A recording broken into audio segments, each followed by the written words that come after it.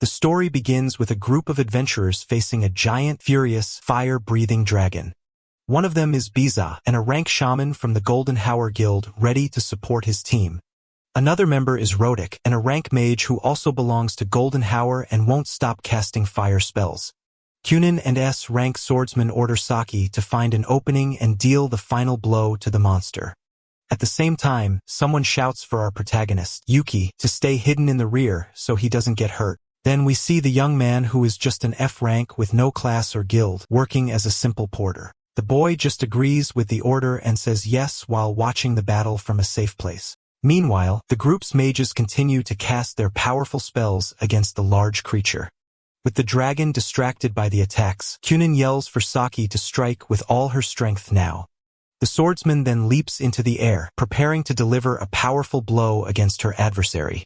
With a focused and determined look, she prepares to activate one of her abilities. She then uses her luminous slash technique, creating several cuts of light that go straight for the monster. Hit head on the gray creature lets out a roar of pain, feeling the power of the girl's attack. With that, the beast falls defeated, and Yuki watches, impressed by the power of the S-rank group. The protagonist is amazed, thinking about how they managed to defeat a dragon so easily. It's explained that decades have passed since dungeons appeared, and adventurers have been fighting monsters. As a result, many abandoned or unknown dungeons end up getting out of control and becoming a problem. Furthermore, many adventurers hunt only for money and don't bother to truly clear the dungeons. That's why only a small group of heroes understands the danger and leads expeditions to complete the missions. Suddenly, someone grabs the protagonist's shoulder from behind, leaving the boy completely surprised. It was the shaman who grabbed him, and now he's shouting, demanding a recovery potion. Startled, our hero apologizes and quickly searches for the item in his large backpack. With a mocking smile, Rodic says that unlike the boy, he is risking his life out there. Biza then complains that he can't believe a weakling like Yuki came, even if he is an acquaintance of Saki's. He continues, saying the young man is the worst kind of newbie, slow and with almost no mana, which makes the boy sad. At that, the leader, Kunin, tells the two to stop talking because that dungeon is estimated to be S rank. With a serious look, he states that this is no place for them to be making jokes. The two then apologize, and the leader turns to give an order to our protagonist, Yuki. He says that if the boy is also a member of the group, he must immediately do what he was told. The young porter just nods and responds with a yes, wearing a nervous expression. After the lecture, the group of adventurers continues to advance through the dangerous dungeon. Yuki then reflects that a moment ago, he didn't have the mindset of a true adventurer. The boy blames himself for getting too excited seeing the hero's power up close and getting distracted. He thinks this was a great learning experience, but there's still a problem. The protagonist recognizes that their power levels are too far apart, as he doesn't even have a class. Even so, he promises that one day he will become an adventurer like them, but Saki calls out to him. The girl warns him, saying that getting distracted during an adventure is forbidden, and asks him to be careful. She adds that she doesn't want to lose anyone else from her family, and the boy says he understands. Yuki then remembers a bad feeling that he never wants to feel again. With that, a memory from 2 years ago comes to the boy's mind about the collapse of a district. The tragedy was caused by a dungeon outbreak, and the news said survival was unlikely. In a hospital room, young Yuki and Saki were watching the news about the disaster on television. It's revealed that the two grew up together in an orphanage and had many happy memories there. They dreamed of being adventurers, and that's why they left the orphanage to pursue their dreams. But the place they called home, where they could always return, was taken from them. Not just their home, but also all the dear people who lived in the orphanage with them. A dungeon disaster destroyed everything in a terrible fire, taking away everything they loved. Back in the present, the protagonist affirms with determination that he will prevent tragedies no matter what. At that moment, a small one-eyed monster stealthily appears behind Yuki, without anyone noticing. A mysterious figure then says he has found him and that the boy is the final bait for his plan. Suddenly, something attacks the protagonist from behind and the boy turns around, startled by the strange feeling. He then wonders what that was and sees the small creature fallen on the ground near his feet. Seconds later, the creature is hit by a dark energy and explodes into several pieces. The explosion activates a huge red magic circle on the ground, trapping the entire group of adventurers. The leader, Kunin, realizes it's a teleportation trap and shouts for everyone to brace for impact. Meanwhile, the mysterious voice tells them to welcome that human with a wicked smile.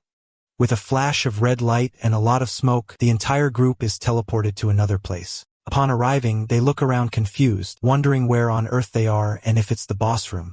Kunin then orders everyone to form a circle and stay alert, and he asks Yuki to prepare the return item. With her sword in hand, Saki senses a presence approaching and says something is coming their way. A puddle of a red liquid begins to bubble on the ground right in front of the whole group. The leader, Kunin, clicks his tongue in frustration as he senses the imminent danger. Suddenly, a foot wearing an elegant shoe steps into the red puddle without a care. The figure of a white-haired man appears, and someone calls him the Demon King. Our protagonist Yuki is completely shocked and breaks into a cold sweat at the enemy's appearance.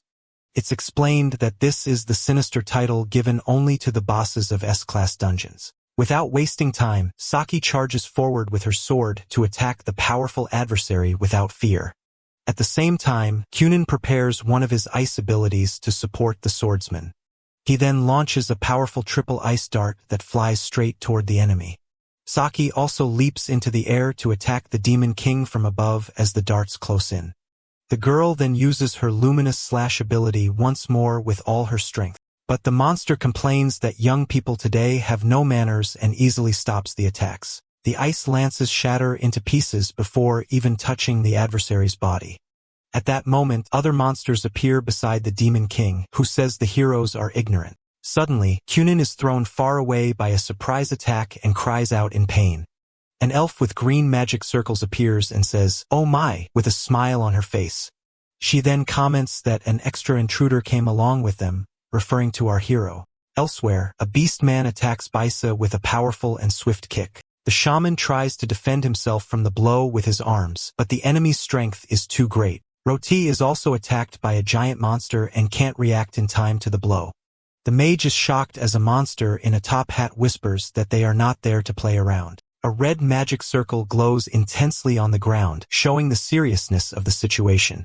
A red-haired woman then warns everyone that the fearsome Demon King is coming. The leader, Kunin, becomes tense and says that if they continue like this, they will all be eliminated with no chance to escape. From behind, our hero observes the scene and wonders if he can create an opening for his friends. The word, "eliminate," echoes in Yuki's mind, and the boy falls to the ground, utterly terrified. But he refuses to give up and vows to himself that he won't let the tragedy repeat itself. With that, he thinks about what an adventurer would do and quickly looks for something in his backpack. With a determined look, he grabs the return item and understands what needs to be done now. The protagonist then lights the lighter, which is actually the activator for the escape spell. Suddenly, golden magical gears appear in the air, ready to initiate the teleportation. A message announces that the return sequence has been activated, leaving all his companions surprised. Next, a 5-second countdown begins for the escape to be completed. Yuki then turns to one of the monsters and calls him out for a direct confrontation with a smile. The Demon King's minion is surprised by a sword that pierces him from top to bottom. Our hero is the one holding the weapon and tells the villain that he is his opponent now. The pink-haired monster just smiles disdainfully, amused by the F-rank boy's attitude.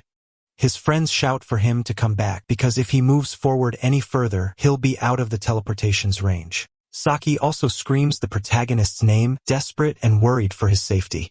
But Kunin understands the young man's plan and realizes his goal is to sacrifice himself for the group. The countdown continues, and now there are only 3 seconds left for the group's escape. But suddenly, the leader, Kunin, forcefully pushes Saki away from our hero. The protagonist is confused and asks what the swordsman is doing at that moment. With a nervous smile, he looks back, seeing his companions far from him near the portal. Conan then praises the boy's attitude while the girl looks at him, shocked and confused. The Beastman monster realizes that the leader understood the young porter's sacrifice plan. Without hesitation, the enemy lands a powerful punch right in our protagonist's stomach. Falling to his knees, the villain asks what the boy is plotting while he feels immense pain. The countdown doesn't stop, and now there are only 2 seconds left for the teleportation. Even on the ground and badly injured, Yuki continues to hold the return item's activator firmly.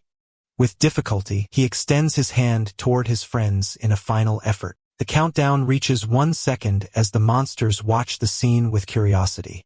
Saki then cries upon seeing that the return item has been thrown and is now heading toward her. The Demon King and his servants just watch everything with serious and indifferent expressions. Even injured, the hero smiles and promises that one day he will find a way to defeat them. At that moment, a gloved hand catches the return item in mid-air before it hits the ground. It was Kunin who praises the boy's splendid judgment for having sacrificed himself for the team. With that, the countdown reaches 0 and the teleportation is finally activated. Yuki watches in shock as his companions are enveloped in an intense, golden light. In the blink of an eye, the entire group of adventurers disappears in a great flash of light. With a smile of acceptance, the boy seems satisfied with the outcome of his sacrifice plan. As she disappears into the golden light, Saki shouts Yuki's name with tears streaming down her face.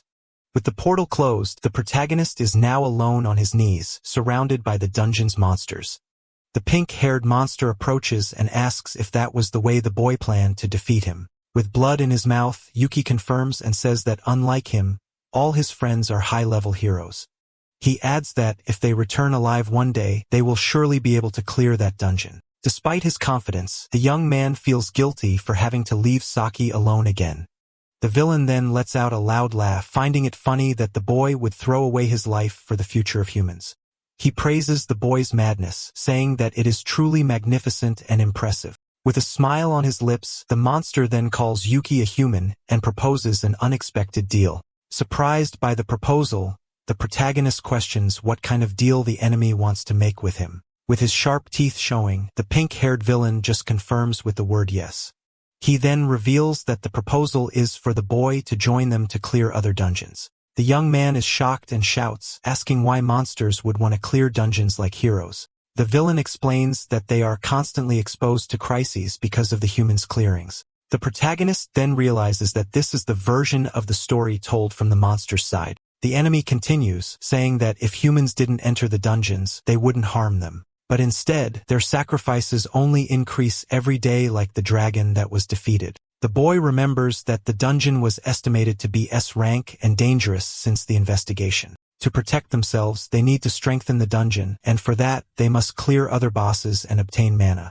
The monster says he cannot allow the tragedies of his subordinates to be repeated anymore. Shocked, our protagonist repeats the word tragedy, not understanding what he means. With that, the boy realizes the villain is like him and asks if he will sacrifice other dungeons.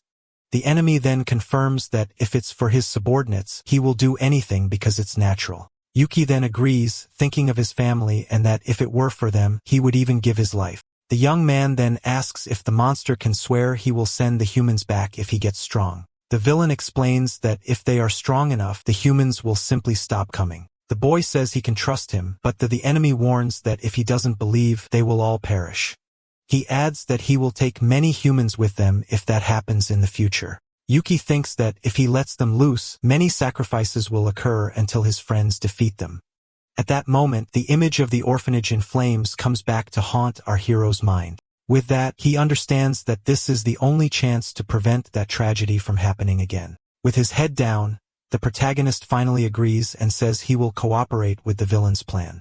He then shakes the monster's hand, sealing the deal between them with a determined look. But the boy shouts that he's not doing this for them, but to protect human beings. The enemy smiles, satisfied with the young man's decision, while his minions watch the scene. With that, the monster declares that from that day on, the protagonist is their collaborator. Yuki then asks if someone like him, without even a class, can really help with anything. The villain holds the boy's hand and says that this is the most important part of it all. He reveals that the monster tamer class can only be chosen by someone with no class. The monsters say the boy is lucky and that they will make good use of an incompetent human like him. But the protagonist says he won't let them do as they please because he will be the one to tame the monsters. The villain then calmly repeats that the monsters will make good use of the boy who was once incompetent. He explains that to go to other dungeons, they need to be summoned, which is why a tamer is necessary. The first condition to become a tamer is to have an empty class column like our heroes. The second condition is that a contract with a monster is mandatory to get the new class. There are 3 methods to make the contract: fight and defeat, understand, or connect with the creature. The villain holds the protagonist's hand, who curiously asks what the third and final method would be. With a smile on his face, the enemy answers that the last way to make the contract is by force. A red energy then flows from the villain to the boy, forcing the contract and making him cry out in pain. The boy screams in pain, complaining that it hurts, as a strange mark appears on his hand. With wide eyes, the young man stares at his hand, feeling a strange and unexpected connection. Suddenly, screen appears, and the enemy reveals that he can now see clearly through the boy's eyes. The hero realizes that all his actions are being watched and that they plan for the chance of betrayal. With the mark on his hand, he understands that he can no longer ask for help from anyone else. The boy then decides he will have to do everything alone, while the monster snaps his fingers. The villain then announces to our hero that all preparations for the clearing are complete. He says he will send Yuki to the surface, but the boy complains that he hasn't made any preparations yet. The enemy says any place will do and for him to enter a dungeon and call him at the right time. The protagonist is confused by the order and asks what he means by the appropriate time. In a dream, the boy shouts in confusion, not understanding what's happening as his friends leave him. Saki looks at him with despair and tears in her eyes, unable to believe what she's seeing. In his mind, the protagonist just says goodbye to his friend with a smile and a wave. The girl then breaks free from her companions and runs to give her friend one last hug. Crying hard, she hugs him tightly, refusing to accept that he is sacrificing himself. The rest of the adventurer group just watches the emotional and sad scene from a distance. But it was all just a nightmare, and the next day we see the facade of a modern building.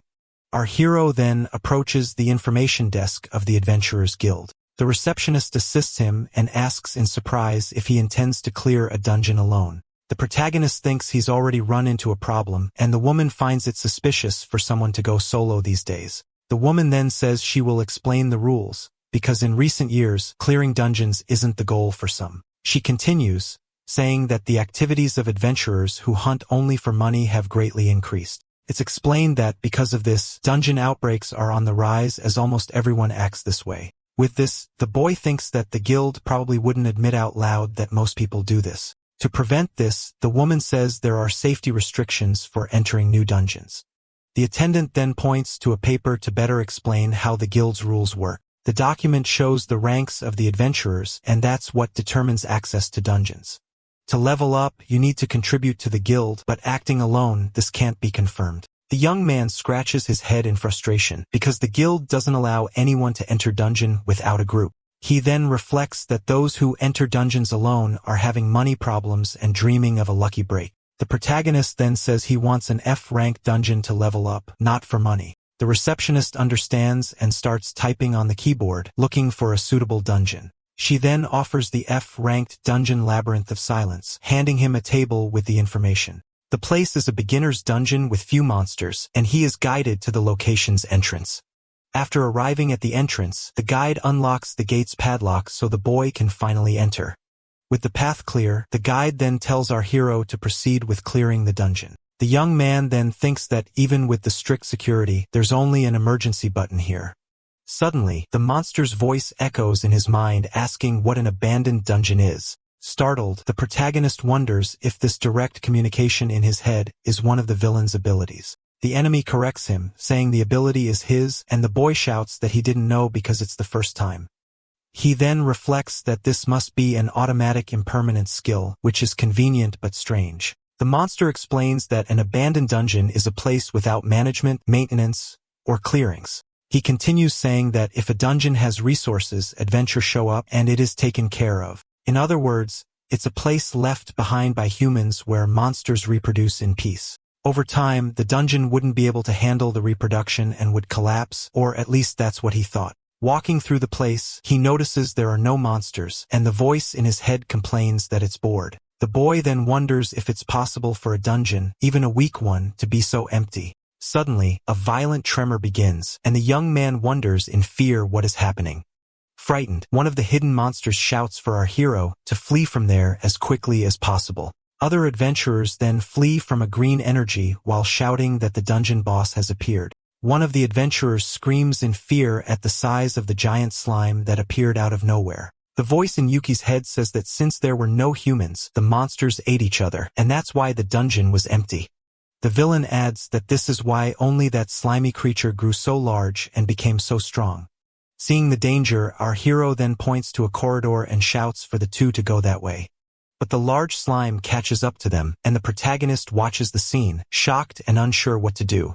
The girl gets stuck in the green goo and screams that she can no longer move and has no strength left. Her foot sinks even deeper into the creature, and she lets out a cry of pain, feeling there's no escape. Suddenly, the slime pulls her inside with full force, and our young hero is completely paralyzed. Completely submerged in the goo, the girl seems to be drowning, unable to breathe. Yuki then asks if he can summon the monster, but he says the summoning would destroy everything and everyone.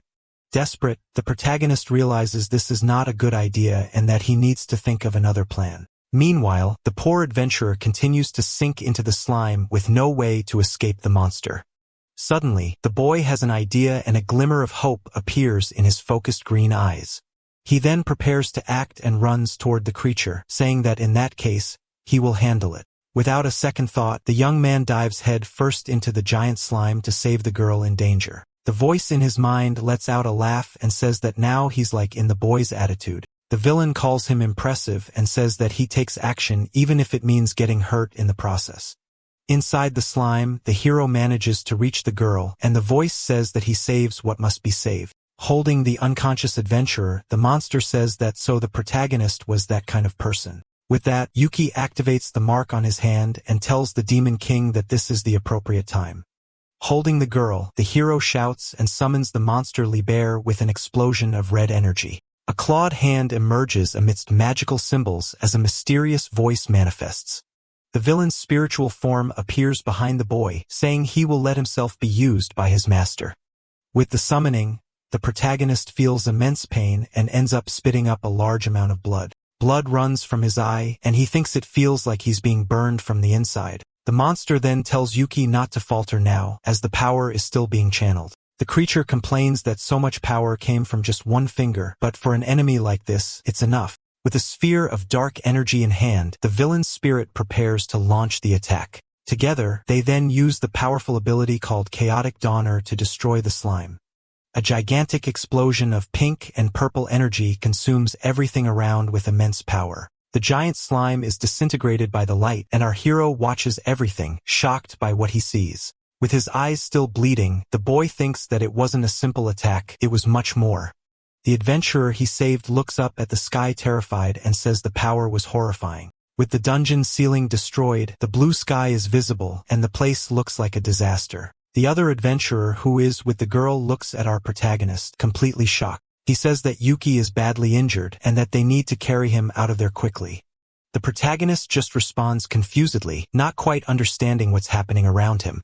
The young man then starts to lose his strength and his body slowly slumps forward. He thinks it's no use as he can't stand up anymore, and his vision becomes all blurry. With that, the boy finally passes out and falls to the ground while the two watch him with concern. A few days later, in the dungeon of the Endless Evies, our hero is in a large hall. He looks at his new E-rank ID and thinks that he leveled up while he was in the hospital. The boy remembers the two carrying him and wonders who really saved whom. Meanwhile, in front of him, a glass of wine is served by someone with an air of mystery. It was the monster Liber, who, with a smile, asks why he has such a sour look on his face. The protagonist questions the toast, as he only managed to summon the villain for a single second. But he corrects himself and thinks that, in fact, the only thing he could do is just call him. The enemy says that, at that moment, the young man did not abandon the life that was right in front of him. He continues, saying that, without hesitation, the boy grabbed a different option and acted quickly. With that, the monster reveals that he liked that kind of strength and offers a glass to our hero. The boy then understands and accepts the compliment, thanking him as he takes the wine glass from his hand. Liber warns that it's a problem if he's always on the verge of perishing and says to call. Next time, a maid appears out of nowhere and introduces herself, saying it's a pleasure to meet her new master. A status screen then reveals that her name is Elvina and her race is an undead maid. Yuki greets her and thinks she seems to be the cool and composed type at first impression. But the girl says that falling in love at first sight would be a problem, even though she is charming. With a cute demeanor, she explains that this is because, as an undead, she has no pulse to quicken. After the strange joke, the three stand still in the large hall in a moment of silence. The protagonist asks if she'll be okay, but the villain assures him that she is stronger than him. The maid then makes a peace sign and says she wants to be a maid who is easy to talk to and relate to. Libert's voice then says that first, the boy needs to level up to withstand his summoning. With that, the fire monsters guarding the stairs launch their attack without hesitation. But the undead maid moves forward first and lands a powerful punch on one of the creatures. She quickly defeats all the enemies, and the protagonist is shocked by how strong she is. Elvina then boosts, saying, of course she managed, because after all, she's a very capable maid. The young man smiles at her attitude and remembers that at the orphanage, there was also someone who annoyed him like that. In a flashback, a little girl shows off to the boy, asking if he doesn't think she's amazing. The protagonist smiles with nostalgia, but suddenly, several system screens appear in front of him.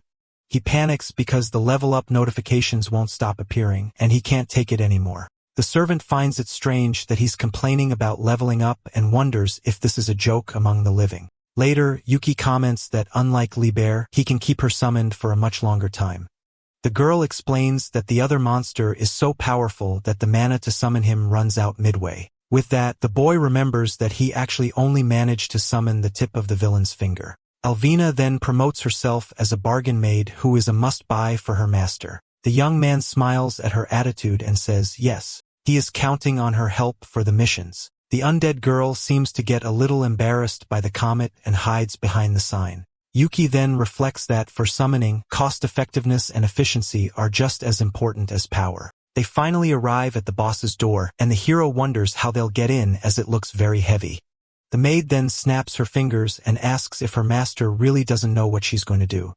Without waiting for an answer, she delivers a powerful kick that shatters the door into 1,000 pieces instantly. She says that no matter the occasion, you should always knock before entering a place. In the center of the room, a knight in imposing armor stands up, ready for battle.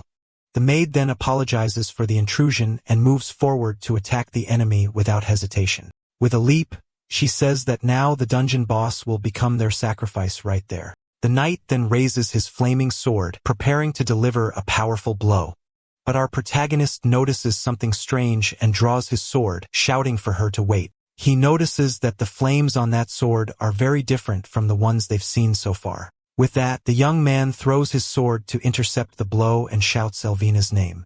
The enemy's blade is deflected just in time, and the maid narrowly escapes the attack. The sound of clashing metal echoes through the room, and the girl looks on in surprise, not understanding what happened. Yuki pulls her to a safe place, and the servant says that this was to be expected of her master. The undead girl then asks when he realized those were flames of a sacred attribute. The boy replies that he just thought they looked different from the other flames in the dungeon. Additionally, he says they resembled the light his friend Saki often uses in battle. The girl explains that those flames are the natural enemy of all undead beings. She makes a joke about her stopped heart, and the young man complains that it's no time for jokes. The knight's helmet shines brightly, and the protagonist says they need to escape from there. The boss then thrusts his sword into the ground to activate one of his most powerful abilities. A large circle of fire surrounds them, and the technique is called Sanctuary of the Fire Circle. The servant says he is a dungeon boss, and it seems he won't let them escape so easily. Yuki thinks about summoning Libert, but the maid says that with her current power, she is the only option. With this, the boy concludes that they have no other choice but to deal with it themselves. The servant says he has a sharp sense of humor and asks if a tamer is going to fight in front of her. The young man confirms and says yes because after all, the two of them are battle partners. With a smile, the girl agrees with him and says he's right about them being a duo. She then says for them to fight together and prepares for combat with her fists clenched. The protagonist also gets ready and says he will show her the results of his level ups. The undead girl then turns to the enemy with a serious look and says that if necessary, she will act. The boy then says he remembers something important that could help in the battle against the Fire Knight. He recalls that when he leveled up, he got a new ability that might be useful at that moment. With that, he activates his new technique called Demonic Eye of Truth, and his eye begins to glow. His new ability then analyzes the dungeon boss, revealing its attributes and its main technique. The maid asks if something is wrong, and the technique also shows her information and a danger warning. The knight charges to attack, and the protagonist shouts for his partner to quickly dodge the blow. The young man then pushes the girl aside, managing to save her from the enemy's flame explosion. He holds her tightly to protect her from the impact, and the undead servant looks at him, completely surprised. The boy explains that he can now see the attributes and abilities of monsters and even the danger level. With his eye glowing intensely, he can analyze any adversary he encounters. The girl says that this is a basic skill for a tamer and thanks him for saving her from danger. But the hero warns that it's still too early to say the technique reveals everything, and the enemy attacks again. The maid dodges the blow and says that with the help of his new ability, things are going to change. Now aware of the dangers, she can finally advance against the knight without fear of being hit. With a confident smile, she says she can now go on the offensive with much more peace of mind. She then lands a powerful punch right on the chest of the enemy's armor, but it seems to have no effect. The protagonist is shocked by the result of that last attack and covers his mouth with his hand. He then warns his partner that it's no use, because her attacks aren't dealing any damage. Using his ability again, the boy says he saw something and that it's actually a fire monster. The maid is confused by the new information and asks what he means by that. The boy explains that the enemy is a fire monster hidden inside the large armor. He continues, saying the creature moves to avoid attacks, which is why the blows aren't hitting the target. With this, the protagonist realizes that if he focuses, he can see the information text moving along with the monster. The maid then says the strategy is set and asks her master not to get distracted by her. The boss then prepares to attack again with his flaming sword and great force. Seeing the danger, the hero shouts for his partner to jump to the right, and she dodges the blow in time. He continues to give precise orders to the servant, who manages to dodge all of the knight's attacks. With a leap, the girl manages to escape another charge that came from below with great speed. Using his ability, the young man reveals the monster's location, saying it's on the right shoulder. Following the order, the maid lands a powerful kick right on the head of the enemy's armor. The knight seems to feel the impact of the blow and reacts for the first time to the girl's attack. But he counterattacks with force, and the protagonist shouts for his partner to retreat and move away. The servant comments that it was the first time the boss showed a reaction, but the boy says he only dodged. The young man is at his limit and says it's almost over as he tries to maintain focus on the battle. With his eye aching, he strains to the utmost to continue using his new analysis ability. Seeing an explosion, the hero grabs his partner and protects her with his body, and she worries about him. The boy then apologizes for having risked himself in that way to save her from danger. The maid then says that her master needs to use the special ability she possesses. The protagonist is confused by the request and asks what kind of technique she wants him to use. A screen then shows the skill made of all nature, which increases all attributes for a time.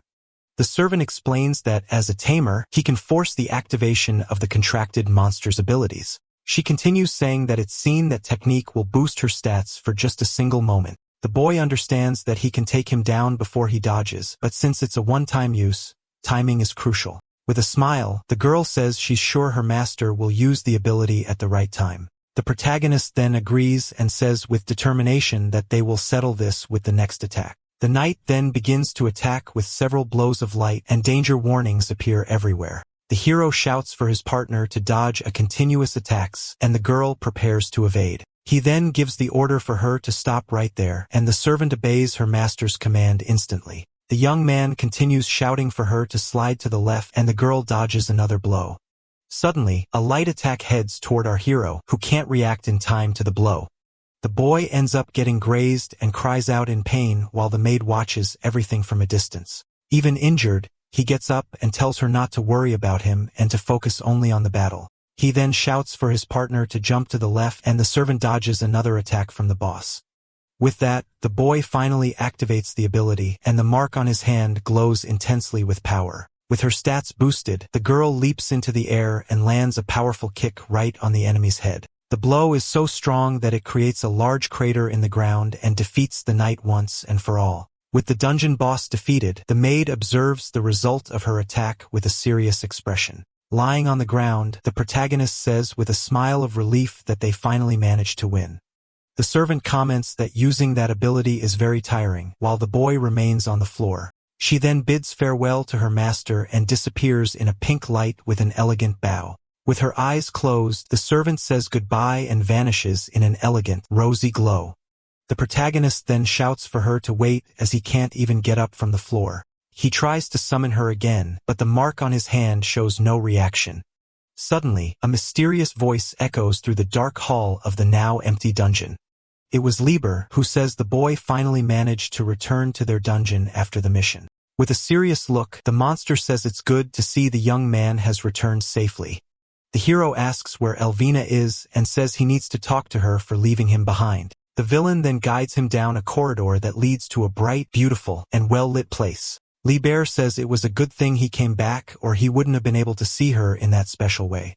The protagonist then sees the maid lying on a bed of flowers and is completely shocked. The enemy explains that this is their way of mourning for those who have passed on in that manner. Shocked, the boy asks if the servant is gone and questions why that happened. The monster reveals that her skill has a powerful effect in exchange for the destruction of her body. The skills screen then appears again to better explain its workings to the boy. With that, the young man finally understands that the usage limit meant it was a one-time sacrifice. With his head down, the hero mourns and realizes the girl paid with her own life for the victory. He then shouts that he didn't order that and that he only wanted to defeat the dungeon's enemy and nothing more. But the villain tells him to shut up and says her sacrifice was to save their dungeon. With tears in his eyes, the protagonist understands that for them, that sacrifice was worth it in the end. The monster adds that she just did the best job possible for that purpose. Lieber says the responsibility is his, as he is the king of magic and the leader of that place. But the protagonist blames himself and says that the real culprit is him for everything that happened. With tears in his eyes, the boy thinks he should have thought it through better and not just followed her suggestion. He remembers that he couldn't fight until the end and that it's his fault for being so weak. Crying, he once again blames himself for being weak and not being able to protect her until the end. With that, the monster promises he will make him stronger until he can summon him in battle. The young man then gets up and asks if there is any tamer skill that can revive the maid. The villain replies that there isn't, as tamers only use and consume monsters, they don't fix them. A tear runs down the hero's face, who is completely devastated by the terrible news. Suddenly, a new servant appears and tells Lieber that it's not nice to be so mean. The newcomer's name is May, and she says everyone should have already reached a conclusion on the matter. But she adds that the boy wasn't included in the discussion, so it wasn't really everyone. The protagonist then uses his ability and realizes she is one of the Demon King's executives. His analysis reveals she has holy magic and a resurrection skill with certain conditions. With this, our hero is completely shocked by the discovery and what it could mean. The new maid then asks with a smile if he wants to know how to revive his departed friend. With eyes full of hope, the young man asks if his partner can really come back to life. He points to May and shouts that, with her ability, Elvina can finally be resurrected. The girl winks and says that since he saw her skill, there's no need to explain how it works. But the boy says he can only see the effect, that there are conditions for the resurrection. The monster says that if the skill is newly awakened, that's what he can see, and asks May to explain. With that, the girl formally introduces herself, saying she is the head maid named May.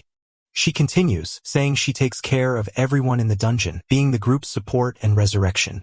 The protagonist then repeats the word support and resurrection, completely focused on that. The servant asks if the human is there to eliminate them like they did to the dragon in the image. She reveals that she has an insurance for the worst-case scenario, and that she resurrects those who perish so the dungeon doesn't end. Our hero then gets excited, but the girl reminds him that he himself saw that there are conditions. First, she explains that the ability uses a tremendous amount of mana, being very inefficient. The maid gives the example that if she were to take him down and then revive him, the cost would be enormous. She adds that to revive a human, she would need enough mana to create a dungeon floor. With this, the boy reflects and wonders what the cost would be to bring Elvina back to life. The servant replies with a serious look that their dungeon would become significantly smaller. The protagonist thinks that if the dungeon shrinks in size, it would be much easier for others to conquer. The servant confirms and says that's why one of her companions was against the idea of using their own mana. With this, the boy has an idea and asks if they can't gather the unused mana over time. Maya explains that the second condition is that the person's mana needs to be on-site for the resurrection to happen. She adds that Elvina's mana will disappear in 10 days, and that's why they need more energy from somewhere else. With a smile, the girl confirms yes, and our hero remains confused about her plan to resolve the situation.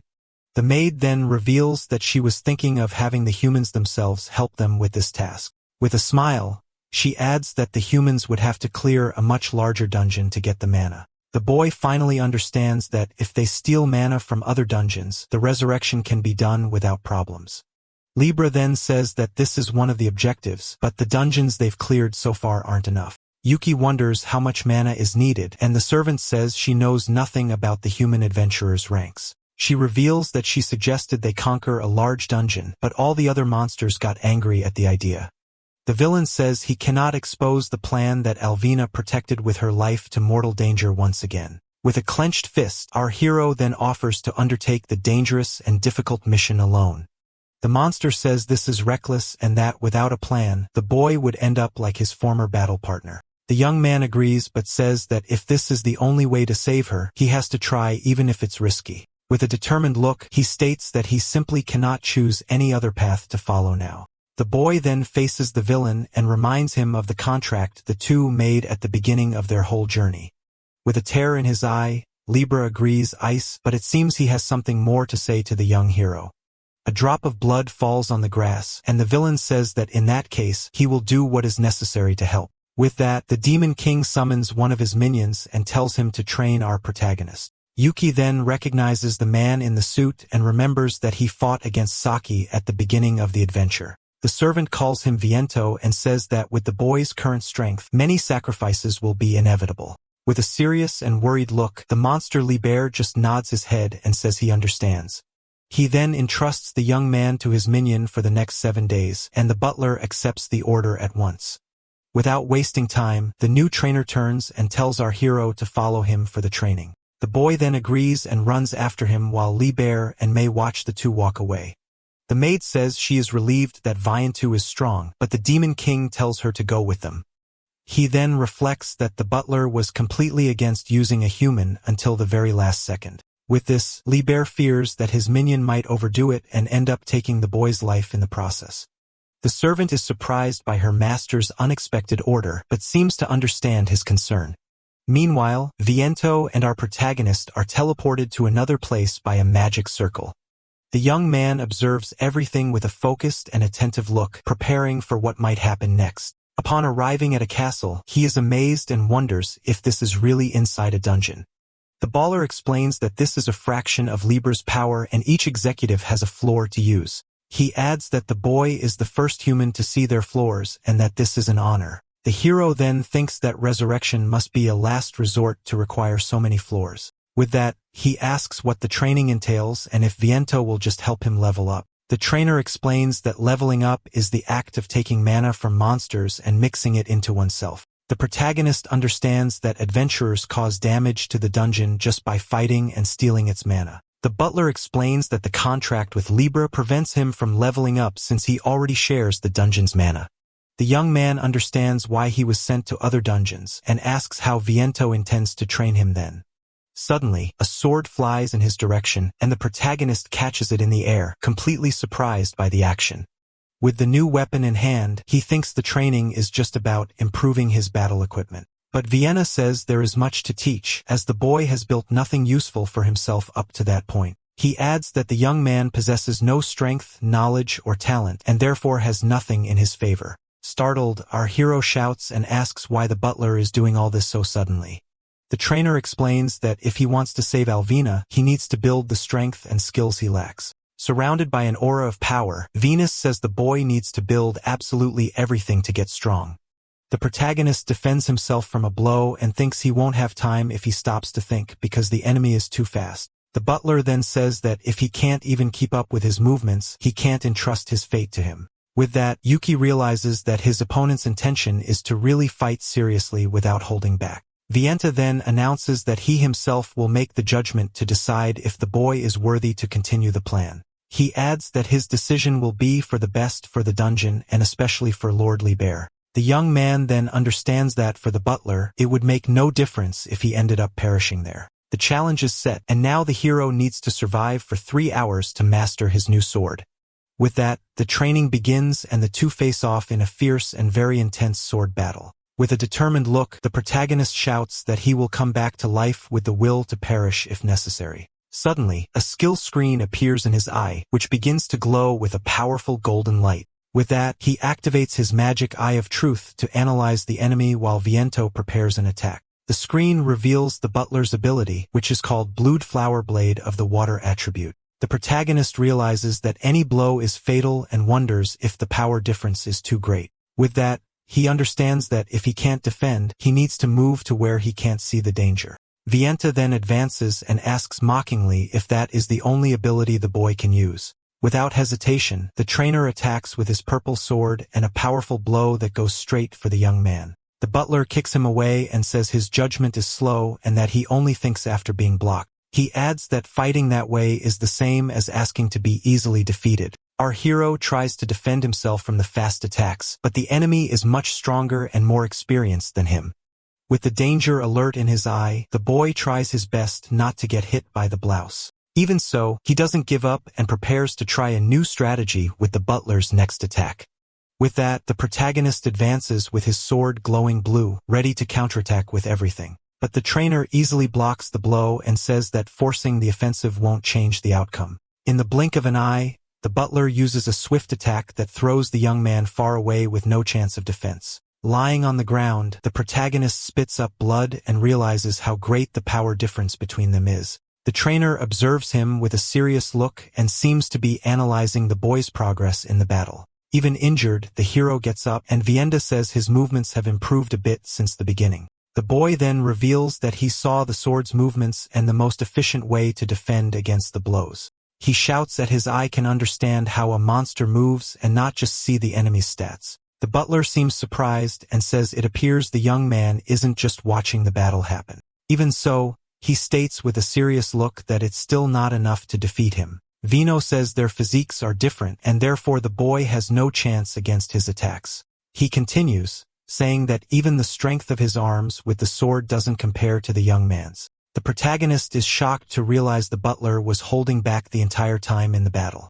With that, the trainer throws him back and says their battle experience is also incomparable. The young man feels his body is at its limit and the danger signs in his vision only increase with each second. But he realizes the worst part is that the butler didn't use magic and won only with his impressive swordsmanship. Even so, the boy doesn't give up and charges forward with all he has, shouting that he can still reach him somehow. The trainer is impressed by his spirit and wonders if it's courage or just recklessness.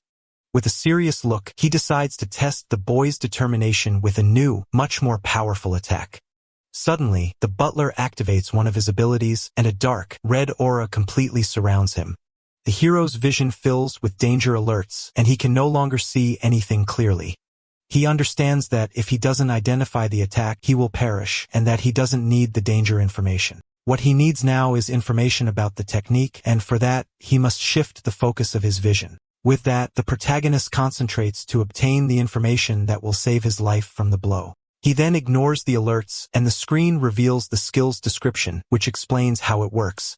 The Blued Flower Blade technique turns blood into blades and repeatedly attacks the target. Even injured, the young man now understands how the ability works and prepares for the impact of the blow. With that, a large explosion of red energy consumes everything around with overwhelming power. The butler then observes the result of the attack with an expression of surprise and curiosity on his face. Lying in the rubble, the protagonist is badly injured but seems to have survived the blow somehow. The protagonist suddenly wakes up in a soft bed and is confused, not understanding what happened. Sitting in an armchair, Vienna watches him and asks if the boy has finally awakened from his slumber. The butler then gets up and, with a serious look, tells our hero to follow him to another place. The young man remembers the attack and thinks he surely managed to steal the ability at the last moment. He then realizes he has no injuries, and Vienna reveals that May healed him before he passed out. The trainer comments that although it was a crude imitation, the boy's action was bold. He adds that trying to steal his technique at the last second was something impressive to see. With that, the butler admits he is now a little more interested in seeing how far the boy can go. He then warns that from now on, the serious training will begin, leaving the young man confused. Without giving any more explanations, the trainer opens a large door, revealing what's on the other side. The place is full of monsters, and Vienna says that as a start, our hero will face all of them. The protagonist is completely shocked and breaks into a cold sweat at the number of enemies to fight. The butler says the number is high but asks the boy to deal with them and show his power.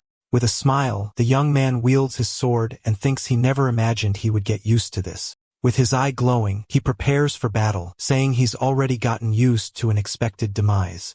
Days later, we see the hero in a suit, and he wonders why on earth he is in this situation. Turns out he's serving tea to a goblin and a bat monster while looking bored. Vino explains that a first-class swordsman wastes no movements in his daily actions. He says that a butler's work allows for not even a moment of distraction or the tremor of a finger. The trainer adds that the young man needs to learn to use his whole body and also his high.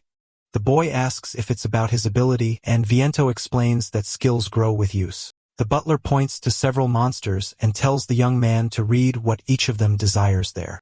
With a determined smile, the hero says he will first observe his movements to learn. Then Viento demonstrates how to serve the tea perfectly without spilling a single drop. He fully concentrates on the task, showing impeccable and elegant posture. With a professional air, the bowler shows the result of his precise and efficient movements. The protagonist then tries to imitate him and balances a stack of plates with a confident smile. But suddenly, the plates fall and shatter into 1,000 pieces, leaving the boy completely shocked. While cleaning up the mess, he thinks that even by observing, it's hard to do it with his own body. With this, he understands that just imitating doesn't work and that he needs to adapt everything to his own style. On the second day, one of the monsters asks if he's the guy that the newcomer Lord Vent took a liking to. The red creature then approaches our hero with a curious and interested look. With a smile, he says that this means the boy must be very strong to have caught his attention. The young man replies that he's in the process of getting stronger, but the monster suddenly interrupts him. Without warning, the creature lands a powerful punch on him and shouts that then he will train him himself. Lying on the ground, the hero thinks he will compensate for his lack of stamina by using his ability. With his eye glowing intensely, he prepares to dodge a red monster's attacks. The protagonist observes Vince and the other monster's movements to analyze the situation. With that, he prepares to test his new combat strategy against the adversary. After the training, the boy seems to have evolved and now faces his challenges with more confidence. On the fourth day of training, our hero faces a purple lizard monster that seems to be cold. His ability reveals that the creature has the chilled status effect and he needs to deal with it. With that, he covers it with his shirt, thinking he needs to analyze, predict, and move to deal with everyone. With a smile, the young man then asks if the monster wants him to bring something hot to drink. The creature is happy, and the protagonist realizes that monsters are diverse and different from humans. While serving tea to the creature, he begins to better understand the purpose of that training. The intel watches from afar, and the boy finally understands why he chose that type of training. Reaching the sixth day, a cute bat appears flying, and his ability says it's hungry. With a plate of food, he says all he needs to do is predict the movements and act accordingly. But suddenly, the creature attacks him and bites his neck hard, leaving the boy surprised. The monster's skill is vampirism, and the young man falls to the ground, completely drained after the attack. On the seventh day, the protagonist already looks like a master and serves the tea with impressive skill. The cup is served perfectly without trembling or spilling a single drop, showing his evolution. With a confident smile and a clenched fist, the hero asks his master what he thought. Theo tastes the tea and says the flavoring words were bad, but his posture was approved. During those 7 days, the cycle was from battle to tea, a party, and back to battle. With a tired look, the boy feels that somehow he managed to make it just in time at the last moment. The young man looks at the ceiling and thinks he finally made it, but his joy is short-lived. Suddenly, Viento says no and that the real end of that training begins right now. With a red aura, he activates his skill, Beautiful Blade of the Blood Flower, ready for the final test. The protagonist prepares for battle and recognizes the ability his master is about to use. Viento says the boy now uses his high instantly and has already imitated the technique before without realizing. With a serious look, the butler tells him not to just imitate the skill, but to truly make it his own. The trainer then warns him that if he fails to do so, he will certainly end up departing from this life. But the young hero says there's no need to warn him, as he already knows he deserves that if he ends up failing. With his eye glowing intensely, he then focuses all his attention on analyzing his opponent. The skill's description appears, and the boy says he can now see it in much more detail than before. With the sword in hand, he prepares for the final battle against his master with a focused look. He then understands how to use his body and cuts his own hand to use his blood for the new technique. With that, the protagonist finally activates his own version of the beautiful blade of the blood flower. The two then clash in a collision of blades and blood with overwhelming and intense power. In a quick and precise move, the young man manages to overcome his master and disarms him with his sword. But suddenly, the butler kicks him away and our hero is shocked, not understanding what happened. Lying on the ground, Viento laments and says it was a shame because he was just one step away from winning. A pool of blood forms on the floor, and the boy thinks he still hasn't managed to save his friend. With bloodied hands, he shouts at his master not to decide his limits on his own. Without hesitation, the young man then dips his hand into the pool of blood to try the technique once more. With that, a new skill screen appears, and he activates his skill once more with more power. Viento is shocked to see that the boy has remodeled the technique and made it his own unique style. With a determined look, he shouts if the butler really thought he would give up just because he failed. The protagonist shouts that this is a battle quantity and attacks Vint with everything he has now. With a great flash of light, the boy then launches his most powerful attack against the adversary. He then shouts and asks what the butler thought of his new and powerful battle ability. But Vino stops the blade with his hand and praises the boy, calling him splendid and by his name Yuki. Though exhausted, our hero asks with a serious look what the trainer thought of his attack. The master says he can't use that technique in succession, and the young man seems to agree with him. With his body trembling, the protagonist admits he's already at his limit and can't fight anymore. At that, the boy starts to fall, but Vienna catches him before he hits the ground, completely exhausted. The butler says there's still much to teach as he carries him, but a cell phone vibrates on the hall floor. The message on the screen is from Saki and says she found the dungeon exploration he asked for. Elsewhere, the girl looks at some papers and wonders if her friend will be okay on his own. She seems to be in an office and remains worried even though it's a joint operation. The document she holds reveals that the mission is about exploring a B-ranked dungeon. The B-ranked dungeon has a still unknown boss, and a strange blue cross glows in the location. Back in the hall, Yuki tells Lieber that tomorrow he will conquer a B-ranked dungeon. With a smile, the Demon King comments that it seems the boy has finally acquired some strength. The butler says his manners are naive, but now he can use a sword a little. The Demon King then asks if an E rank like our hero can really enter a B-ranked dungeon. The young man explains that it's not a conquest and that he's going as investigation support, just like a porter. Viento understands that the boy's intention is to conquer the dungeon when he finds an opening. The Demon King then asks which of the monsters he intends to make a new contract with. With a mysterious smile, the protagonist thinks for a bit before giving his final answer. The butler, Viento, stares at him with a serious and slightly surprised expression at the boy's choice. The servant, May, is also shocked by the young man's decision and can't hide her surprise. With wide eyes, Labor then asks if our hero is really serious about that. The next day at the Adventurers Guild, Saki appears and waves at Yuki with a big smile. The blue-haired girl seems very happy to see him again and calls his name with great enthusiasm. Surprised, he asks how she knew he started using a sword, and she just smiles at him.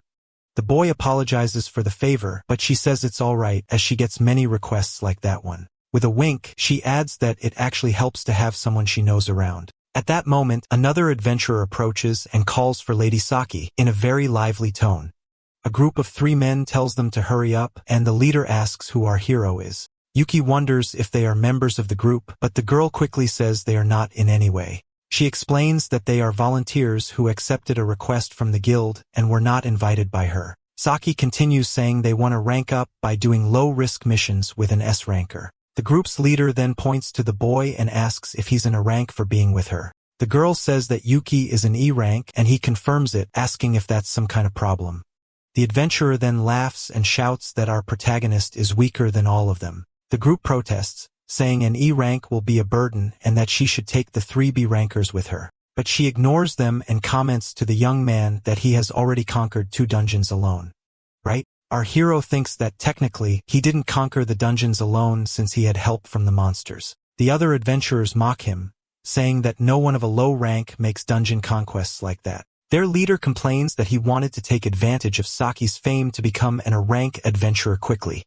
With that, he says that having a solo conqueror there will make it harder for him to be well evaluated by the guild. Saki then interrupts him and says she has told him several times that this is just an investigation mission. With a smile, she then prepares to explain the target of the investigation, which is their dungeon itself. The group then advances to the Sealed Cave of Desires, a dungeon estimated to be B rank. She explains that a dungeon's rank is almost always decided by the threat level of its main boss. The protagonist then asks how they can know the threat level of that dungeon's boss. The answer is revealed on an old map, and it's about the complexity of the entire dungeon structure. The first rule is that the stronger the boss, the more complex and wider the first floor of the location is. She adds that the more floors and tricks the boss has, the more difficult the entire mission will be. According to the data, this is a small dungeon with narrow paths and 2 floors, which is why it's B rank. But she reveals that the problem is that no matter which floor they search, the boss is not found. The boss is so elusive that the investigation request ended up coming to her, even though it's not her area of expertise. Suddenly, a giant worm-like monster emerges from the ground, attacking the group by surprise. The leader of the volunteers shouts that the prey is his, and tells no one to touch the monster he's going to hunt. With his axe, he then attacks the creature with a powerful blow that cuts it into several pieces. The adventurer, Gato, then brags to Saki, saying he defeated the monster splendidly. Saki gets annoyed because taking out monsters is not part of the request, and Yuki thinks being an S rank is tough. Gato then approaches our hero and calls him an E ranker with a mocking and superior tone. He tells the boy not to do anything because as long as they are there, Lady Saki is completely safe. But suddenly, the adventurer's face contorts into an expression of panic and fear without understanding anything. A giant stone golem emerges from behind him and stares at him with its intensely glowing yellow eyes. The stone creature then multiplies, and now an army of golems threatens the entire group of heroes. Seeing the dangers, Saki and our protagonist prepare to fight the monsters with serious expressions. The girl then charges forward with her sword and activates one of her abilities to attack the stone enemies. With a focused look, she uses her luminous slash technique once more, with all her strength and power. Gato is shocked by the girl's speed and admits he couldn't even see her attack properly.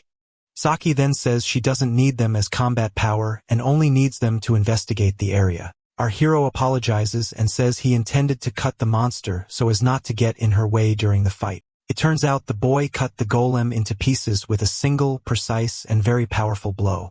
Surprised, the girl asks if he happened to synchronize his attack with the exact timing of her strike. The young man nods and says yes, because the battle seemed too difficult for her to fight alone. Saki is impressed, thinking about how he managed to keep up with her movements against an enemy.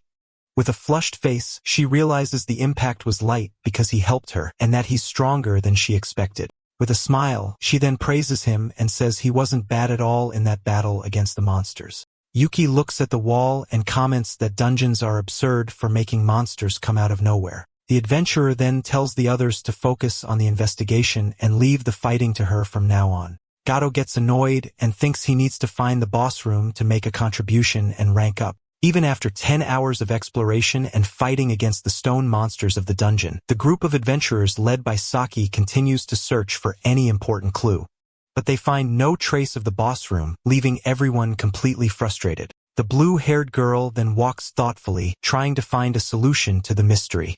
She says there is no place that seems to lead to the next floor of that strange dungeon. Suddenly, our protagonist touches a wall and asks what's on the other side. Gato then calls him an E-ranker and laughs, saying that, as expected, he knows nothing about dungeons. He explains that a dungeon is an alternate dimension made of mana, and that it's not a real cave. Kicking the wall, he continues, saying that even though it looks like a cave, things are different. The adventurer warns him that if he digs into the wall, he'll just hit a layer of mana and get hurt. With his eye glowing, the young man says that to him, things don't seem like what he's describing. Gato is confused and doesn't understand, asking what the boy means by that statement. With his ability activated, he reveals that the wall and the cave are made of the same material as the golems. The analysis shows that the race is a clay golem and its attribute is earth, which shocks everyone there. Saki then understands everything and tells everyone to move away as she activates her luminous slash skill. With a powerful blow, she destroys the wall into 1,000 pieces, revealing a secret passage. Surprised by the discovery, the girl shouts for everyone to enter the hole she just opened. The group then advances through the new, dusty passage filled with rock debris everywhere. With a serious look, the protagonist observes what's on the other side with great attention and curiosity. Everyone is shocked to see a giant golem made of other golems as if it were a single being. Gato asks in fear what that thing is and can't believe the size of the monster. Saki then reveals that they weren't inside a dungeon the whole time as they thought. In fact, they were inside a giant golem that was pretending to be a dungeon. The adventurer shouts and asks why an earth monster would do something like that to them. With a serious look, the girl replies that the reason was to deceive the guild's rank assessment. Our protagonist understands that this is the real first floor and that the rank is much higher. The place has a super large scale that gives the illusion of being outside because it's so vast. With this, Saki states that the dungeon is undoubtedly a rank and is close to becoming an S rank. The young man and the girl look at each other, worried about the level of danger they are facing there. With a communicator in hand, she announces that she will first share the information with the guild. The message reveals that this is a super large A-rank dungeon, not a B-rank one. The deserted first floor contains only golems disguised as a dungeon to deceive adventurers. Saki looks to the horizon and spots a castle floating in the air, leaving everyone surprised by the sight. Gato asks if the giant golem will move anymore, and she says it shut down to conserve mana. The adventurer asks what the monster's duty was, and the girl replies that it was to prevent a conquest. With a serious look, she comments that monsters are intelligent enough to think so far ahead. Gato says that monsters are just wild animals, but she explains that dungeons are front lines. Yuki remembers the monsters from Libra's dungeon and thinks that they have intelligence and strategy. With a thoughtful look, he adds that some of them even have feelings. The blue-haired girl then agrees and says yes because monsters are not just wild animals. Saki says it's a blessing because they found the danger before it became S-rank and can now attack the boss. With that, she faces the golem and declares that the investigation is over and the dungeon conquest begins. The girl then points to the exit and tells the other adventurers to go back and report everything to the guild. But our hero says he can't go back now and that he will stay to fight alongside his friend. The adventurer then turns to the boy and asks if he is really going with her into battle. With focused eyes, the protagonist faces her, and her image is reflected in his green pupils. With a smile, she asks if he's sure and says she needs someone to carry information. She then points to the young man's chest and states that of everyone there, he is the best choice for the mission. Suddenly, the girl grabs him by the collar of his shirt, leaving the boy completely surprised by her action.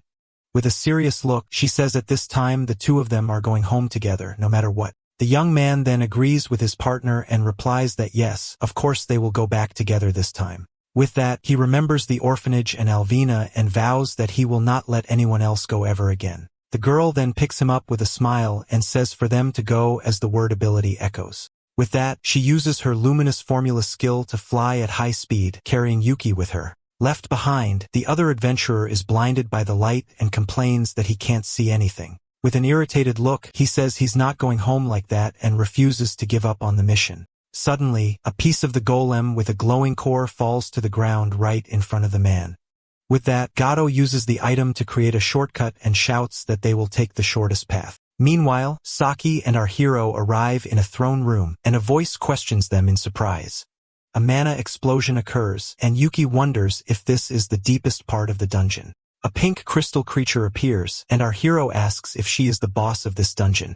She introduces herself as Carrot, the jewel golem, and says she will become the most beautiful demon lord.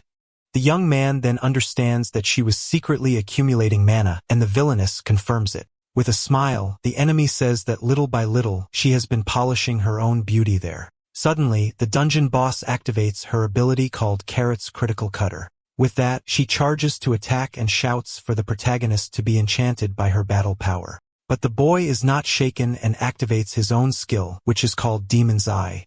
The villainess is surprised because with her technique, she can create several clones and attack at once. The young man realizes the blow is very fast and would be fatal if it hit him head-on at that moment. But he remembers his training with Viento and says it's not scary as he blocks the attack. Annoyed, the enemy shouts that it's useless because her body is much harder than the golems he faced. Our hero agrees with her statement as he firmly holds his sword with both hands. With that, he says all he needs to do is create an opening so his partner can attack. With the boss distracted, Saki takes the chance and uses her luminous slash ability once more.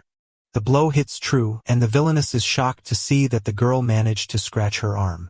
The adventurer then says her body is hard, but that it's certainly not completely unbreakable. The protagonist observes the scene and thinks that just like the golem's S-rank skills are truly absurd. The dungeon boss complains that the blow hurt but seems to be enjoying the pain she felt. Saki notices that the enemy hasn't lost her composure and that there's surely something more behind it.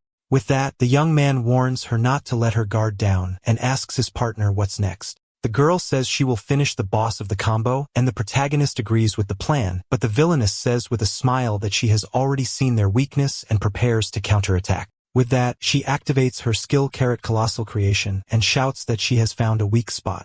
Our hero realizes she used a lot of mana, but Saki is confused because nothing happened in the hall. Suddenly, adventurer realizes what is happening and shouts that it can't be. No way. The giant golem regenerates outside, and Gato shouts that the path to the gate has been blocked. The boss then warns that if they don't save the other adventurers, everyone there will end up perishing. Saki understands that she is taking materials from other golems and says their situation is very bad. She thinks they won't make it if they waste time and that taking their eyes off the enemy could be the end. The protagonist then calls his partner and, with a serious look, tells her to go save the others now. The boy adds that they cannot leave the creature unsupervised under any circumstances. With his sword in hand, the young man says with a determined look that he will stop her by himself. With a smile, the adventurer agrees and says she will leave the task of fighting in his hands. She then runs and shouts to her partner that they will have a party when they return from the mission. The villainess then mocks him and asks if the one who couldn't even scratch her will stay behind as a sacrifice. But the protagonist corrects her and says she's wrong because that is actually called trust. He then remembers Liber and Viento and says his friend also trusted him for that mission. The young man states that their positions are different but that, because they believe in him, he is there. With that, an aura of fire surrounds him, and he says that's why he needs to respond to that trust. The dungeon boss is shocked and asks how he has the power of a monster like that. With that, the boy declares that from now on, he will fight like a true monster tamer.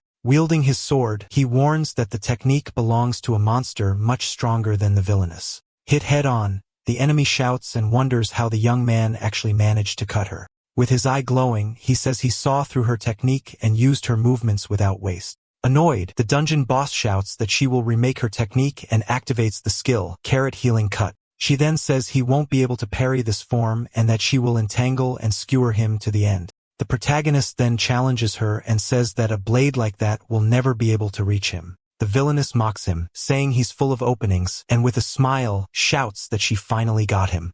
The boy attacks her, but the enemy hits him, and he says he let her get his arm on purpose. Shocked by the young man's action, the dungeon boss lets out in awe, not understanding his plan. He then shouts that he will use her own hardness and attacks her with a powerful, direct blow to her body. The villainess realizes the hero has been using her from the beginning to attack and shatters into pieces. With the mark on his hand, the protagonist shows her the power of a true monster tamer. The enemy then shouts that she will not forgive him for damaging her precious crystal shell so much. But the young man says with a serious look that naturally, the battle won't end with just that. With that, he says he will show her real skill and activates the Change Curse class. The dungeon boss then uses compression, polishing, and decoration to create something new and powerful. She says she won't turn him into part of her collection as she did with other adventurers before. With a look of hatred, the villainess shouts that she will grind him until he becomes just a grain of sand in the desert. With that, she transforms and declares herself the hardest and most beautiful golem, the great master of the dungeon, Carrot. With a war cry, our hero charges forward with everything to attack the new form of the dungeon boss. The villainess then thinks that, as she imagined, she can't use that massive crystal properly. With a smile, the boy taunts her and asks if she and the golem aren't lacking a bit of talent. But the enemy laughs and says that jewels are more valuable the larger they are, and attacks the young man. The protagonist dodges the blow and says no, and that actually what's really important is something else. With his sword in hand, he states that what's important is how beautifully you can cut the jewel. With that, he activates Viento's skill, Beautiful Blade of the Blood Explosion, with a focused look. Blood splatters on his face as he prepares the powerful attack he learned in his training. The dungeon boss is shocked and wonders why a human has the same skill as a monster. The young man then replies with his eyes closed that this is actually his own fighting style. With that, a shower of blood blades heads toward the enemy with overwhelming power. The villainess reflects the attack in her eye and realizes she managed to narrowly dodge all the blades. Our hero seems exhausted and says he somehow managed to use the technique in a real battle. But he looks at his hand and says the blood is still too heavy for him to use perfectly. The boy then turns to leave while the defeated enemy crumbles into pieces on the floor. But she regenerates and says she used almost her entire body and that his skill is too powerful. Suddenly, the villainess appears behind him and says it seems the price for that ability was quite high. The young man then blocks the blow and says he had already warned her that he saw through all her movements. With that, he attacks her, but the enemy says it seems our protagonist is also at his limit. In a final effort, the boy uses his blood to create an explosion that destroys the villainess for good. The boy then reveals that his fighting style is his own version of the beautiful blade of the blood flower. The villainess is shocked and asks what he can do with his body in such an injured and tired state. A blood stain spreads across the young man's shirt, who seems to be at his absolute limit. But the protagonist says that alone, he can do nothing and activates the mark on his hand to summon something. With that, a shadow appears and from it emerges a small cute bat to everyone's surprise. Suddenly, the small creature spits out all the blood it drank to help its master in battle. In a flashback, Viento and Vint watch the boy preparing to fight with the bat's help. The servant, May, holds the creature and explains that it can suck blood and use it as a meal substitute. It turns out the skill requires a lot of blood, and if he lets the bat suck beforehand, the chances increase. But the boy can only make a contract with one monster, and his near-departure status puts him in a crisis. With a serious look, the young man says that's why he needs to land the second hit and uses his own blood. Vino then warns him, saying that at that moment he will surely be close to departing for good. The protagonist says that, in other words, he is inducing the opponent's carelessness with his weakness. Vint then praises him, saying he has approached the realm of the strongest vampire that ever existed. The young man remembers the bat drained him during training and says he will make it work a little. With that, the villainess realizes that from the beginning, our hero was aiming for a powerful second attack. The boy says he will return the introduction, and his sword glows with incredible, renewed power. He then declares that he is the monster tamer Yuki, an adventurer who fights using everything he has. The enemy shouts the word monster as she is cut in half with no chance to defend against the blow. With a determined look, the protagonist says he uses enemies and allies to win his battles. With the battle finally over, the villainess explodes in an intense light and several crystal shards fly. With the bat on his shoulder, the boy says he is human but ended up making a contract with a demon lord. A purple aura surrounds him, and he says that is the dungeon's magic and that he feels his eyes burn with the power. With the mark glowing on his hand, he states that this amount of mana should be more than enough. The young man then absorbs all the purple energy with his hand to send it to Libra's dungeon. Exhausted, he starts to fall and calls for Liber, saying that now he is counting on his help for everything. Suddenly, Saki appears and catches him in her arms, shouting his name and apologizing for the delay. The girl is shocked and asks if he defeated the boss alone, and the boy just apologizes. Leaning on her, he says he can't stand because of anemia and asks her to help him get out. Days later, a crowd of reporters with cameras gathers for an important press conference. A man in a suit at the podium thanks everyone for coming and prepares to give the big news. He then reveals that a special situation occurred regarding the ranked dungeon that was investigated. With that, he announces that after explaining the details, the person involved will report everything directly. The photographers shout to take the picture because this will surely be tomorrow's newspaper headline. The man then calls to the stage the person who contributed most to clearing that dangerous dungeon. Two reporters comment that the fake dungeon part is already big news and what an amazing adventurer. Saki then takes the stage and is announced as the great S-rank adventurer who solved the mystery. The crowd shouts that is expected of the innocent Ray and the White Flash. She accomplished the feat. A reporter then asks if intelligent monsters appeared. Even that was announced as a rank. The adventurer asks for silence and says she will first give an overview of the entire dungeon conquest. The girl complains that Yuki always pushes things on others to do in his place. In a flashback, the boy says he has something important to do and asks her to take care of everything. The adventurer shouts for him to at least finish healing, but the young man is already gone, and she is left alone. With a serious look, she wonders what could be so important for him to run off like that. The protagonist arrives at Lieber's dungeon and asks Viento how the servant's resurrection is going. May then says they are finishing the last part of the ritual, and a purple aura surrounds her with power. The butler warns the boy to stop watching, as the large amount of magic will burn his eyes. Even so, the young man says he can feel the immense power even just standing nearby. Holding Alvina, the servant says that as headmaid, she will not allow her to remain in the afterlife. With that, the girl activates her maiden order's skill, and purple chains appear for the ritual. Lying on the bed of flowers, a Venus slowly opens her eyes and says, "Oh my," with a soft voice. The protagonist then shouts her name, happy to see the resurrection was successful in the end. The girl is confused and wonders why her master is there and if he has passed on too. With a smile, the young man shouts no, and it was actually she who came back to life at that moment. The head maid then appears, and the boy says he was startled, thinking she had sacrificed herself for nothing. With a sigh of relief, the protagonist sits beside the bed to talk to her better. He then says with a smile that he's happy she seems healthy and well after everything. The girl asks if this is an undead joke, and the boy invites her for a celebratory kiss.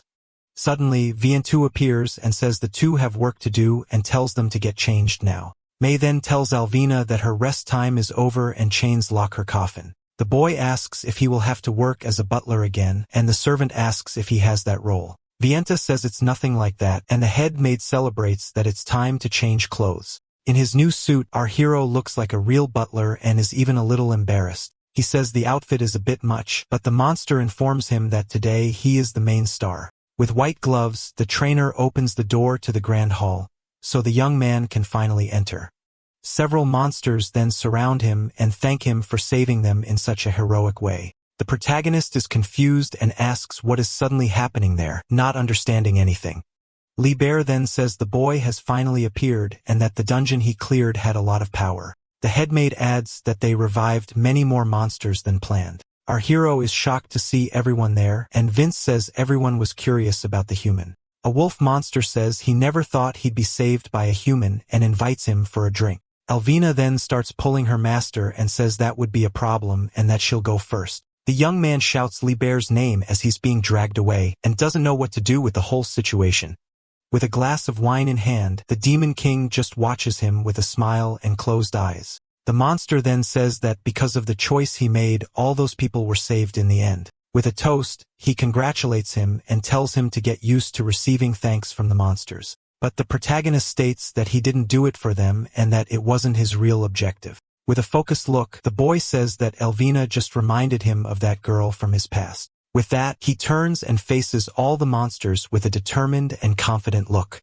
An image of Yuki, Saki, and the happy orphanage children at Christmas comes to our hero's mind. With a clenched fist, our protagonist seems determined with his decision to help everyone. But he opens his hand a little and seems to think better about the whole complicated situation. With a smile, he says that either way, he's happy they were saved in the end. Suddenly, a wolf monster asks if he is Vince's disciple, and Alvina is shocked by the question. Liber then teases Viento and says that for him to complain so much, he must really like the boy deep down. He adds that the butler even prepared special clothes for our hero to wear. Viento then retorts and says the same goes for his master, who also cares about the young man. Eating something, Liber says that at first, he thought they would use him, but the boy used them instead. He continues, saying the young man achieved results far beyond what they expected at the beginning. With a smile, the Demon King observes the boy from afar and calls him that guy in a serious tone. He then declares that the protagonist will be the key for them to one day rule the entire world. Back at the press conference, Saki asks for the question to be repeated as she thinks she misheard it the first time. A mysterious hooded man then tells her to hand over the real hero who cleared the dungeon. With a trembling eye, the girl hears the mysterious man ask for the true conqueror of the place. The man then says with a smile that she is hiding someone very dangerous for some reason. With a covetous look, he points and states that he will take that guy with him no matter what. Meanwhile, in an alley, the mysterious man attacks Gato, and a cell phone beeps on the dark ground. The screen shows a news story, and Gato shouts that he knows nothing about what happened in the dungeon. Being choked, the adventurer reveals that the boy he's looking for came with Lady Saki. The man then complains that he is a failure and that he is tired of so many weak adventurers. Frightened, the adventurer shouts that he remembers the name and reveals that the boy he's looking for is named Yuki. The man then looks at a photo of our hero on a board and says he understands that he is his target. Gato says he's not involved and asks to be let go, but the villain doesn't seem to agree. With a fiery aura, the mysterious man says no, because he would cause trouble if he talked to others. He then tells the adventurer to hate his own loose tongue and engulfs him in flames to silence him. The word Cal echoes as the fire consumes everything, and Gato's fate is sealed forever. Days later, we see our protagonist walking through a park with a bouquet of flowers in his hands. He thinks that somehow, being surrounded by humans feels like it hasn't happened in a long time. The boy decides to take a break from training in dungeon conquests and not think about monsters today. With a smile, he says that today is the day he will visit all his dear friends. With that, he arrives at a memorial for the Great Collapse, a dungeon tragedy from years ago. The place is dedicated to all those who lost their lives in that terrible and unprecedented disaster.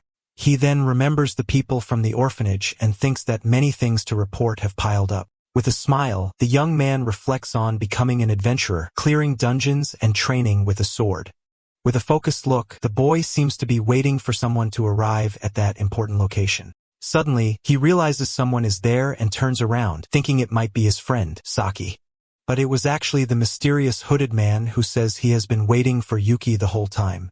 With a smile, he introduces himself as Zapper, and a rank adventurer, and says they are in the same line of work. Our hero asks if they haven't met before, and the man just says it's a pleasure. Zapper then reveals he came to recruit him, and the boy is shocked, saying he's still E-rank. Zapper then reveals he knows about the fake dungeon, leaving our protagonist completely shocked. With a serious look, he says the young man doesn't need to hide it because he was part of all that, right? Frightened, the boy wonders how the mysterious man knows such an important secret. In a flashback, Yuki begs Saki to say she was the one who won so he can rank up. Our hero then tries to deny it and says he only helped evacuate the other adventurers from the location. But Zapper doesn't believe him and states with a smile that it was the boy who defeated the dungeon boss. He continues, saying the white flash destroyed the golem in just a few seconds with her power. With that, the man concludes that the young man has skills against a rank bosses, and the boy thinks he knows too much. Zapper then asks him to listen and says he doesn't understand why he's hiding so much. He explains that clearing dungeons is not a normal job and having a bunch of weak pawns doesn't help much. The hooded man adds that to make real money you need strong weapons. With a confident smile, he states that you actually need the best kind of weapons possible. The protagonist then points to himself and asks if the mysterious adventurer means him.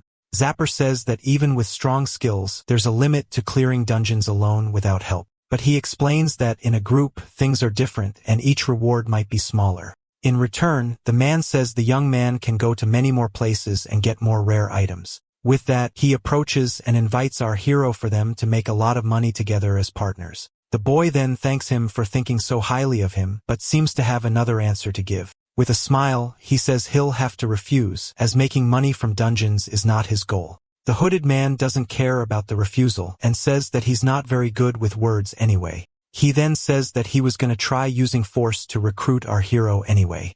With that, a red magic circle appears, and the man says it's time to use brute force. The protagonist is shocked by the mysterious man's action and tries to dodge the attack. Zapper then uses his Call Fire Hammer ability and launches a fireball at the boy. The bucket of flowers the young man was holding catches fire, and he quickly throws it to the ground. Our hero runs and wonders why on earth someone is using magic in the middle of the city. The villain praises his dodge and says he wants him even more for his adventurer group now. Yuki shouts for him to stop and says that this is a place where people rest in peace. The man agrees that using magic on the surface is illegal but doesn't seem to care about the rule. He says that refusing his offer is much worse and uses the Call Stone Bend skill to trap him. Trapped by the chains, the boy shouts that he can't move and that he can't use his skills. Zapper says he is strong against monsters but has no experience fighting against other people. The villain then grabs the young man's face with his hand and the word Cal echoes once more. With his face covered in ice, our protagonist uses the ice bend technique to defend himself. The man says he is the opposite of him and that he was made for clearing dungeons, not for fighting. With a powerful punch, he says that's exactly why he wants him and attacks the young man with everything. Lying on the ground, the villain threatens him and says he will follow him into every dungeon and do the same. He adds that he calls himself the skill killer and that no adventure can stop him. Our hero then curses the hooded man while being held tightly, unable to react. With a wicked smile, the villain says he will wait for a yes before he ends up departing for good. The bird flowers on the park grounds symbolize the unexpected violence of that encounter. In Libra's dungeon, the Demon King moves a chess piece and says someone is trying to steal his pawn. With a serious look, he adds that the mysterious man's attitude was very rude to him. Our hero says the servant can buy some time, but he needs to come up with some kind of escape plan. Viento then asks why he didn't bring his sword, and the boy says it was his day off in the city.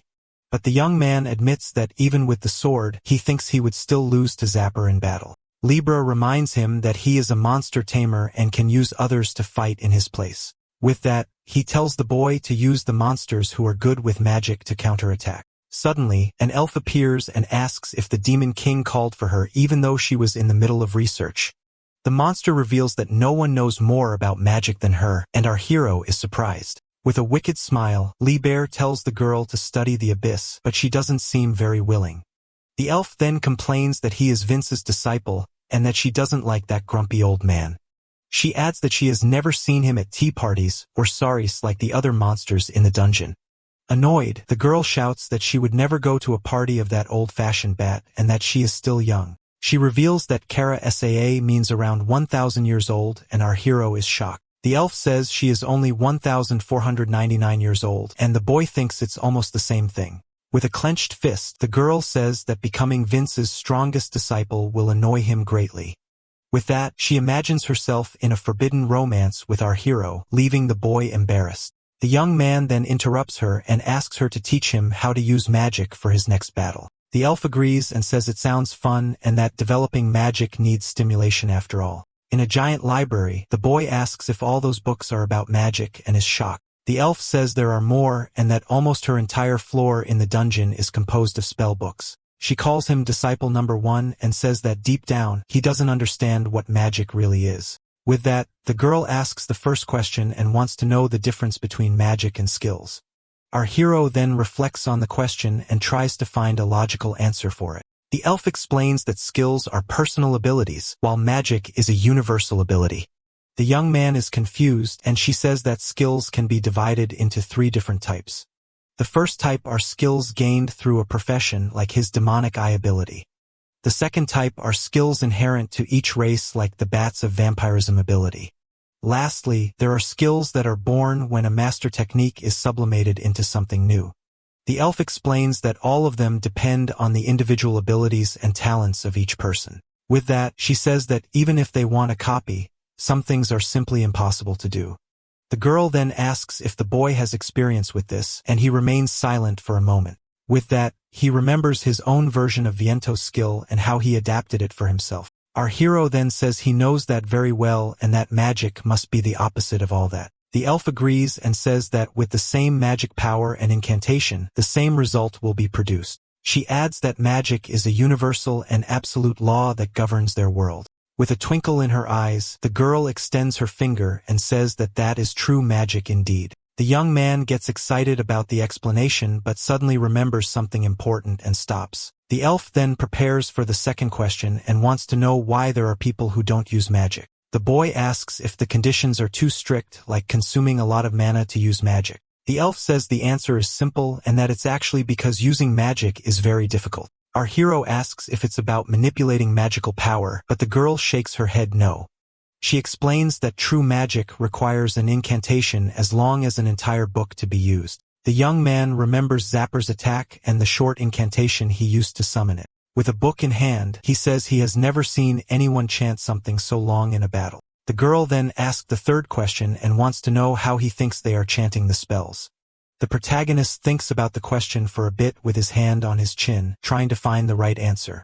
With that, he answers that they must be using something else to assist with the incantation. The elf says the answer is correct and that there are tools like staffs to help with magic. She adds that they can also engrave magic circles to facilitate the process, or else chant in their heads, omitting certain parts, and our hero is amazed by the idea. The elf explains that the wonderful thing about magic is that the more you learn, the more you can cheat. With that, she demonstrates and uses the same technique as Zapper the Call Fire Hammer with ease. The girl explains that this is incantation emission, where you complete everything in your mind and launch. She says it's a fundamental skill, but the result depends on how well you understand the original. The elf asks if he repeats the text in his head as images or sounds and says it varies a lot. The young man then understands why differences appear, even if the incantation seems the same.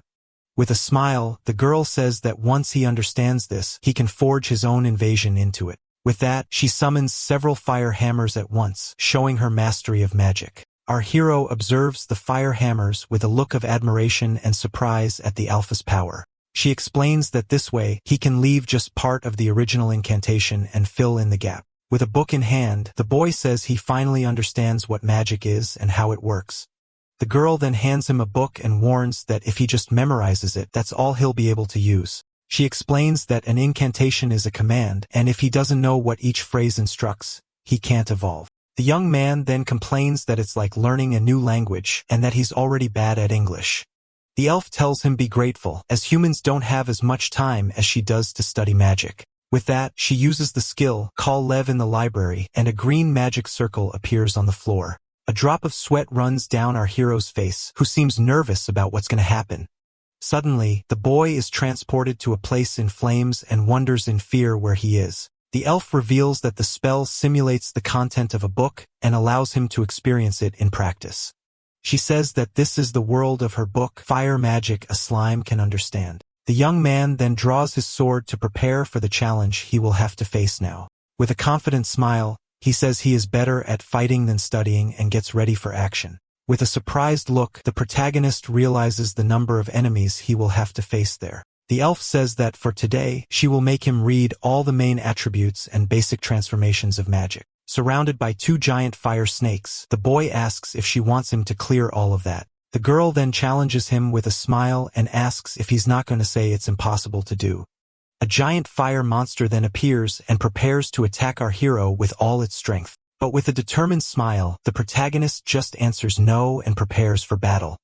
Facing an ice monster, our hero prepares to use his new battle abilities. The elf observes him with a smile and a twinkle in her eye, seeming to be having fun with the training.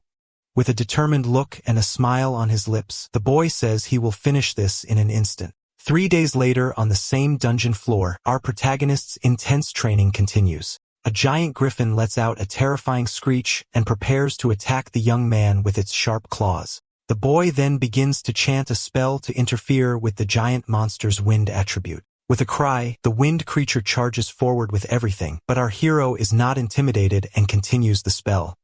He continues the incantation and is thrown far away by the force of the wind the monster creates with its wings. With that, the young man manages to use the magic called air capture, and a green hand catches him in midair. The elf then teases him and says he really has no talent for magic and calls him Disciple 1. Lying on the ground, he says he now understands why adventurers don't chant spells in combat. The girl explains that magic was never meant for fighting, but for deceiving and rewriting the world.